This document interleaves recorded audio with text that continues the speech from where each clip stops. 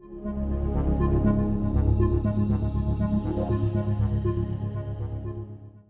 I'd like to welcome Professor Arindam Basu for the last talk of this track for today. Thank you, Stephen. Thank you very much, Professor. Thank you. So my name is Arindam Basu. I am from the University of Canterbury. I'm an associate professor of epidemiology and environmental health. It's more like population health. Now, and I'm going to talk today about a package that I ended up writing because of a personal kind of need. And the need was this, that I was transitioning myself from using R for many, many years. And ironically, we are in Stata Center. Stata has an excellent meta-analysis package. And we widely use Stata a lot. But so I was trying to find my way more and more into Julia. But one of the things that kind of kept coming up in the questions and the boards is this, that what kind of work that we can do for Julia. So it's kind of a question that was like Julia for X. And let's go back to 2019. And somebody asked, is there a Julia package for meta-analysis? This was in 2019, so it's like 4 years ago. The answer was no, there was none. But at that time, of course, that there were other software packages that had implemented meta-analysis. So what is meta-analysis and why it's important, and we'll come back to it. But even after all these years, we still do not have a meta-analysis package that we could talk about. So out of that, I thought that might be a good idea to give it a crack to see whether I can write a package for myself, and if anybody would be interested in working on that. And those of you who are familiar with the tools of meta-analysis, you know that meta-analysis is a process of evidence synthesis. So those of us who work in public health, medicine, economics, finances, public policy, we depend a lot on evidence synthesis. And in evidence synthesis, finding out, summarizing evidence from a set of studies, and this set of studies could range anywhere between 2 to thousands of studies together, and people pull data from these studies to arrive at a single computable number. Now, that's one way of doing things. The other thing, of course, is this, that in the, if you want to find out a simple thing as how many people have got what is called disability-adjusted life years, or burden of disease. And in that, too, there is a process called meta-regression, which is something like pulling together hundreds and thousands of studies and then finding out whether we can have a computable number that comes out of that. Besides this, as you can see that if we do analysis by decades, like between 2000 and 2010, between 2010 and 2000, let me expand that a little bit. If you go between 2000 and 2010, there were a handful, a few, hundreds of studies on meta-analysis. But look at these numbers, they are increasing ever since. Now, this tells us that this is a highly popular way of looking at and synthesizing information for whom we didn't have a package, or we didn't have a program in Julia, a need that could be met. So it is a summary point estimate that is out of many different studies. And it allows for what is called meta-regression, which means that if you have point estimates from many, many studies, then you can find out as to what can explain such variations. And we'll talk about that in a bit. And then one variation of that is to conduct what is called a meta-regression, or otherwise subgroup analysis, in which you divide these bodies of studies into various groups, and then you can analyze them. So to start with, every meta-analysis starts with a protocol, which means that in that protocol, the authors make it explicit as to how they are going to set up the analytical plans. How are they going to ask a question? The question is usually in the form of population exposure comparator outcomes. And then what they do, and that's what PICO stands for. I is for intervention studies, it's called intervention. P stands for population, I stands for intervention, C for comparator, and O for outcomes.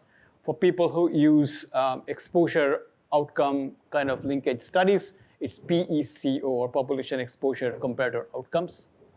The key thing about identifying studies is that people set up a set of search algorithms and search criteria. And then from there, based on the inclusion and exclusion criteria, studies are selected. And then data are abstracted from those studies. And then the first thing that the analysts do is to find out whether these studies are homogeneous or whether these studies are heterogeneous, which means that whether these studies come from a unified population, that is a population that is representative of everything. So that's called fixed effects meta-analysis, but almost never in real life that is satisfied. So what is more common is this, that each study is based on a population and it has its own variance estimates. And then between the studies, there are variance estimates as well. So these are called fixed effects and random effects. So based on the heterogeneity and some other criteria, such as the research question, we set up the fixed and random effects and how are we going to analyze them. And then what people do is they compute the pooled effect, which means that once you have a point estimate of one study, and then you have the variance estimates around that point estimate, you do what is called an inverse variance-based weight of each study, and then you have a weighted estimate. And that gives you kind of the pooled estimate, whether it's a random effects or a fixed effects analysis. Now, that is numerical. So that's something that you can use any tools to do this, but there is also a visualization component to it. And there are two main ways of visualizing it. One is called forest plot, which basically means that you plot every study like a scatter plot of their effect size, and then you create what is called 95% confidence interval band around that point estimate per study. So it looks like a forest through which you're looking at the trees to get a sense of what is the point estimate, how are they scattered. And then because we are working on the basis of studies that we have abstracted data from, and because we have selected studies with inclusion and exclusion criteria, therefore, it is quite possible that we have missed those studies. If we have missed those studies, then that represents a bias. So what kind of studies are likely to be missed? Are those ones which are small studies, studies that editors of most journals would find uninteresting and do not publish them. That does not mean that these studies are unimportant. It just means that these studies are never reported in the literature. So there has to be a conscious and active effort to locate those studies as well. So the software must be able to provide you with a guidance that these studies are missed. And this is called publication bias. And that publication bias is captured using a visualization tool called a funnel plot. But there are other metrics as well. And then because these studies represent various population groups, therefore there is a need to understand what are the various variables that can explain the variation of that point estimate. This is used using what is called meta-regression and subgroup analysis. So we split the studies according to subgroups of population, and then we can analyze them.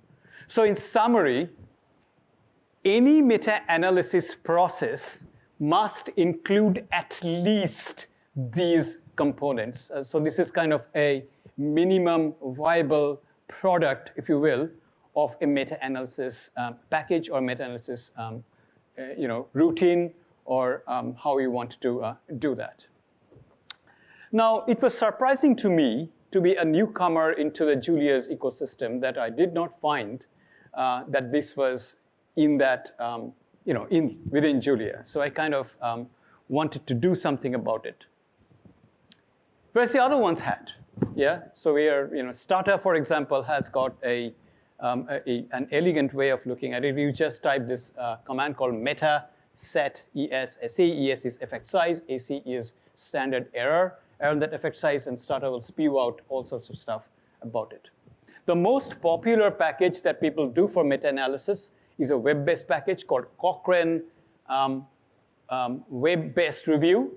And they're very explicit. They used to be called Rafeman 5, which would be a desktop-based application, but they've moved to a web-based package. R, for example, is a rich resource of conducting meta-analysis. There are literally tens of packages that do that, particularly Metaphor APR from Cran Task View. If you visit that website, you will see that there are many, many packages well described. As it's a massive list in Cran's Task View, and Cochrane's Rafeman is excellent, almost like the industry standard for doing meta-analysis. But again, neither Python, for that matter, or Julia have that. But now Julia has. So we wanted to put together a simple package in Julia that would at least allow us the basic tasks. In other words, because these studies can have many different ways in which people have synthesized information and put them from individuals. Therefore, it is important for anyone who's developing a package of meta-analysis that these measurements are interoperable. So for example, if somebody has put together a measurement of a study in terms of an odds ratio, and another study has put information in the form of what is called a Hedges G, which is like the difference between the two means and then standardized by the standard deviation, then there has to be some way in which these two studies' metrics are put into a common measurement metric. Like it could be interoperable between G and OR and G. Sometimes the studies only give you correlation coefficients and nothing else. So then there has to be some way in which we can convert between them. So there are standard texts that describe these procedures. The other thing that's really important is this, that any package of meta-analysis should be able to test for heterogeneity. That's the first thing that you test. And then perform fixed and random effects meta-analysis, pull out the forest plot and the funnel plot, meta-regression, and plot the meta-regression. In other words, the individual study sizes and the various variables that can then be used to explain why are these effect sizes varying across these studies. So this is the very basic minimum that we expect. And there are a few more things that we're going to talk about. Now, a very popular book that almost practically everyone refers to in the field of meta-analysis is a book by Michael Borenstein, Larry Hedges, Julian Higgins, and Rothstein. And this is almost like a very well-accepted text, and this describes the routines.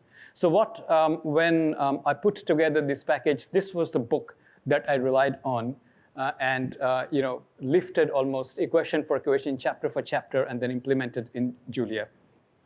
So let me show you now what are the dependencies and what have we done.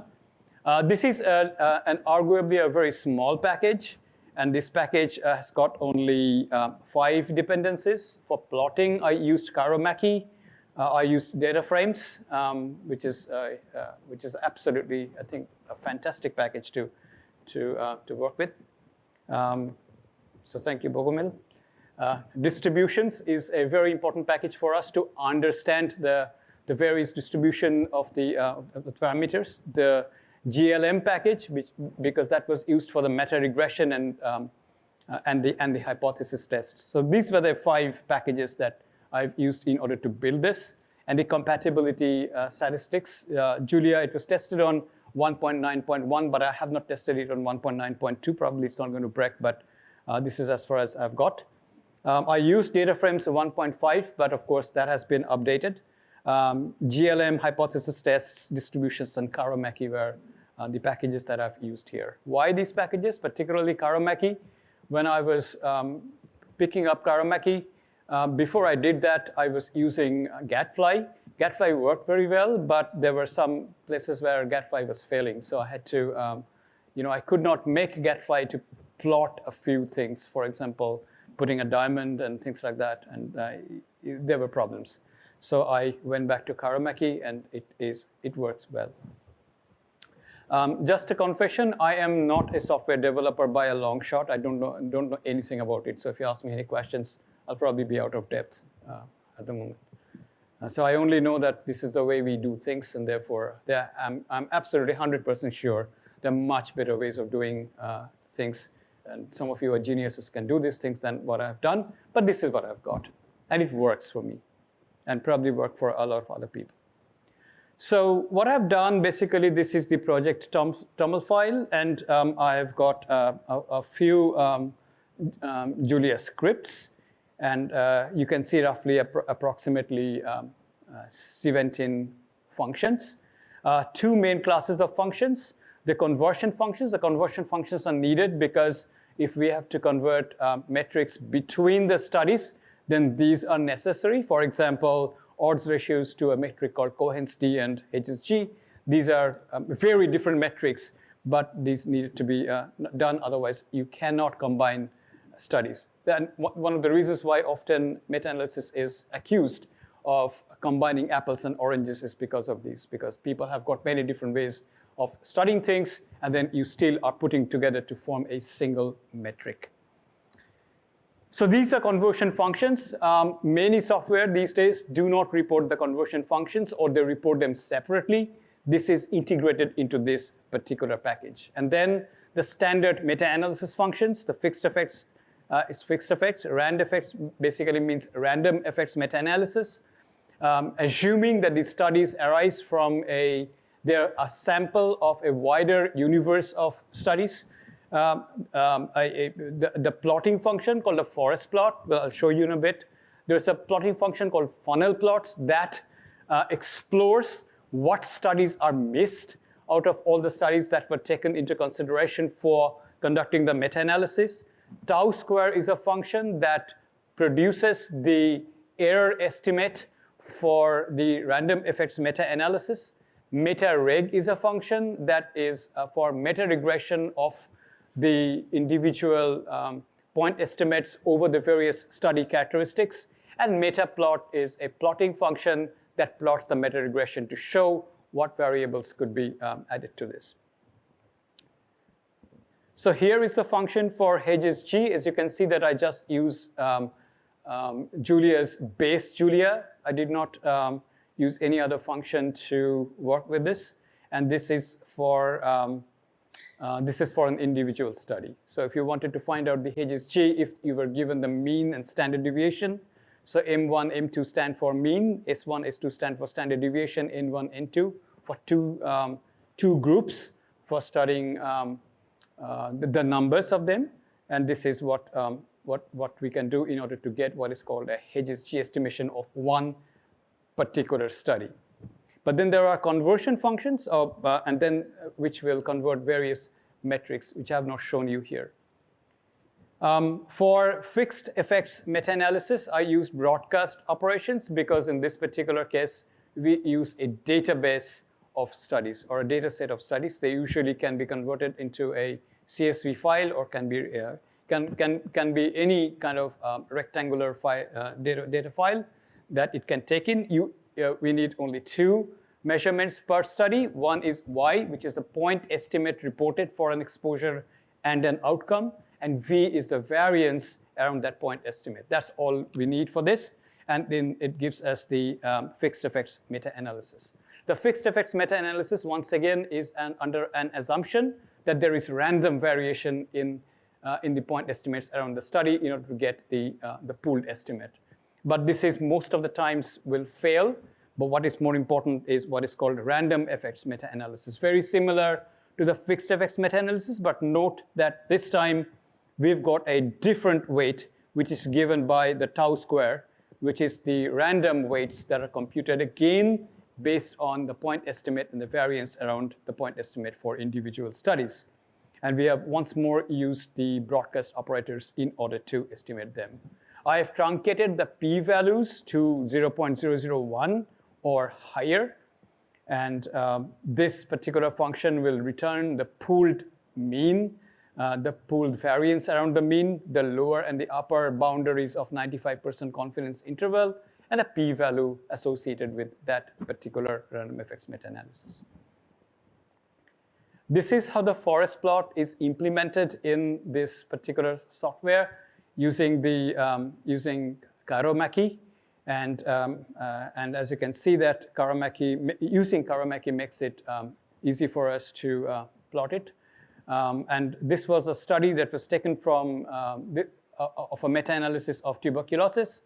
And you can see that it is quite possible for us to plot everything, including but what I have not shown you here is this, that since I worked on this particular code, now the forest plot does include what is called a diamond. And what the diamond does is this, that it puts together the final pooled effect size of a random effects meta-analysis in the plot itself. This is a plot which is referred to as a funnel plot. And this tells you, and what this plots is the standard error, and that is plotted against the effect size. Now what that does, and the standard error is inverted, which means that the lowest standard error are on the top and the highest ones are at the bottom. And that indicates that the one that is on the top as a lowest standard error basically means is this, that these studies are very, very large size studies. And so if in case of and this kind of a funnel, inverted funnel is used in order to capture whether the analyst missed those studies that were small and that had ambiguous results. And if the studies are small and if the studies have got ambiguous results, then you would expect to see that of a sparse or a few number of studies will be presented in the bottom, which as you can see is the case. There are hardly any study in the lower end here, in the lower right quadrant. But a lot of studies are pooled on the top, which indicates that these studies, on the basis of which this meta-analysis was conducted, were larger studies, and these studies were kind of close to the pooled estimate that was there. Now, there are some other metrics of finding out publication bias, particularly hedges, particularly things like Egger's test and others, which has not yet been implemented in this particular package, but it will be.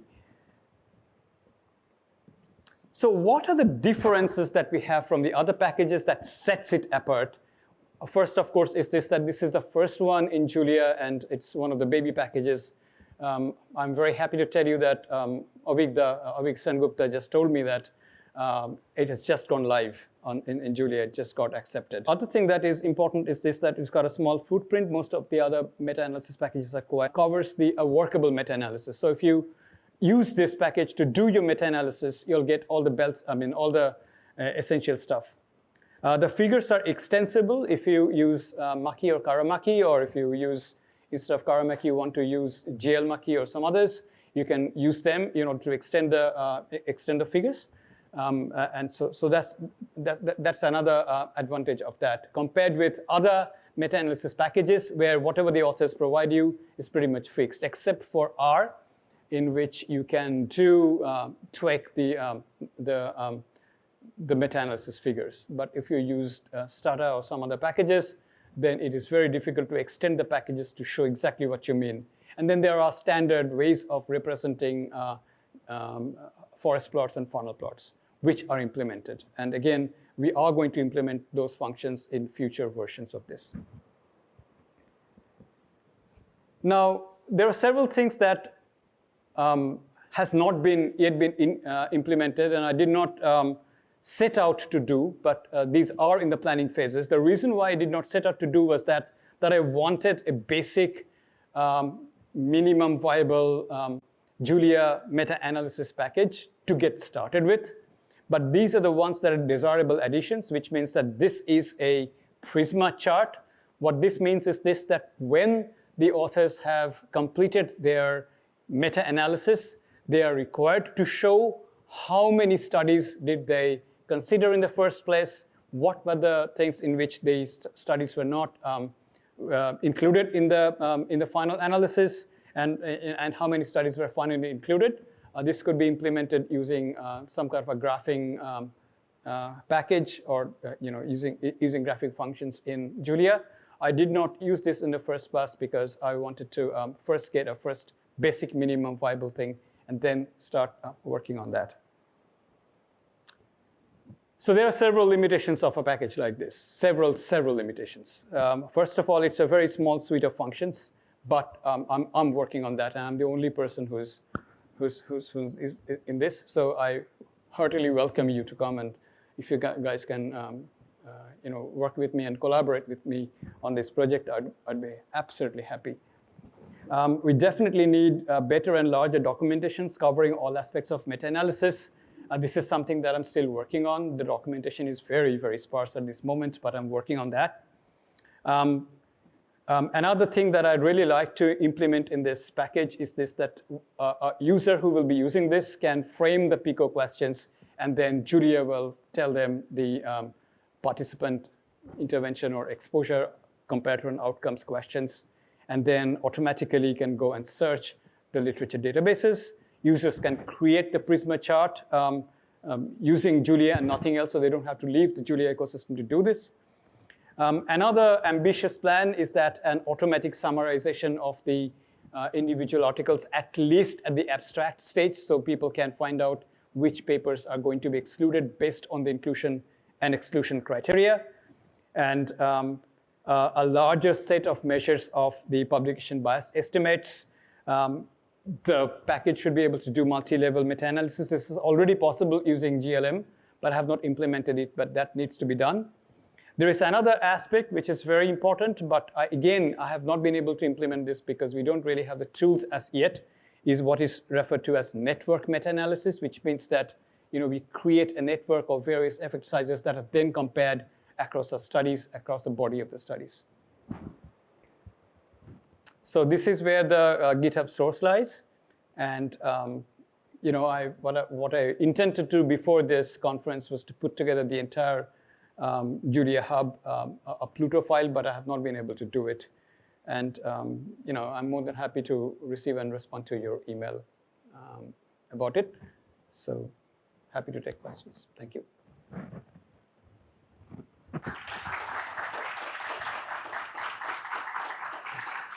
Thank you very much. Thank you very much, Professor. Anyone have any questions?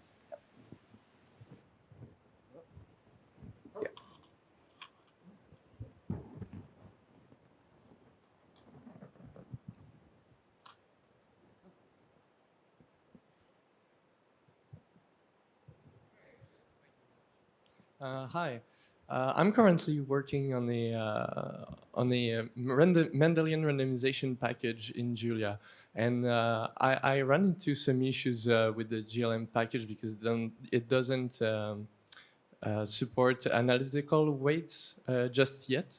So I wondered if that was a problem you run into, and if you have some advices regarding this.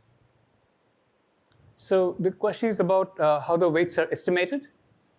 Yeah, it's just like by default now GLM uses frequency weights. Mm-hmm. Yeah, so how did you, for analytical weights, did you just drop GLM or you use something else? Or? Oh, yes. So the question was about the weights. For meta-analysis in particular, the standard pretty much that is accepted is what is called inverse variance as weights. So if you have got a point estimate and a variance estimate around that point estimate, then, and if you take the inverse of that particular variance, so that is taken as the weight of that particular study. So which means that a study which has got a larger sample size is weighted higher than a study that has got a smaller sample size because of the fact that it has got a smaller variance. A larger study has got a smaller variance, a smaller study has got a larger variance. So if you take the inverse of that variance, then a larger study is weighted more preferentially than a smaller study. So that's how at the moment meta-analysis routines run. And that seems to work well in this particular case. So all meta-analysis packages use inverse variance pretty much as the weight. Yeah, so you basically you did from scratch. You're not like using GLM to make the estimates. That was the... Or it's simpler than that. So basically if you have got a variance estimate, all you take is the inverse of that. Yeah, okay, all right. So arithmetic inverse, and that's it. Yeah.